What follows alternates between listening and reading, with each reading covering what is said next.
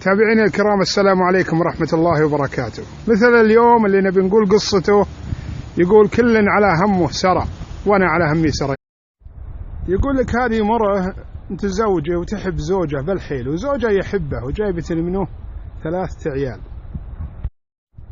وتدري هي انه يحبه، اما هي تحبه بجنون، ولكن حاره شوي، يعني كل ما طق عود بعود قالت طلقا.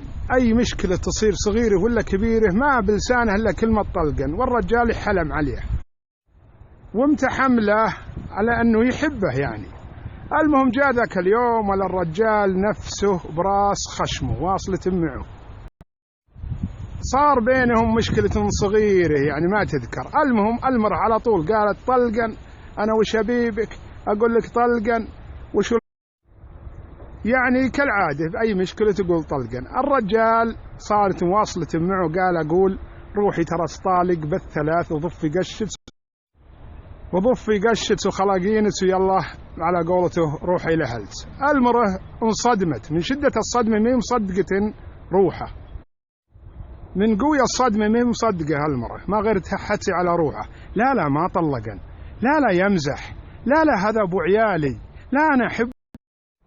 المهم بالنهاية شالت بقشته فوق راسه ديماته وراحت لهلا على رجلينه تمشي وهي تحتي على روحه. لا ما طلق. قابله هاك الشايب مضيع له ناقه، سأل المرأة قال يا بنيتي ما شفتي لي ناقة واضحة هذه حلاياه وهذه. ردت عليه تقول لا ما طلقن، هذا ابو عيالي، انا جايبت منه 3 عيال، لا هو يحبن. قال الشايب المثل المشهور، ايه كل على همه سرى. وانا اقول ايه والله كل على همه سرى. وكملوا بعدين الشعراء قالوا وانا على همي سريت. واشوفكم على خير.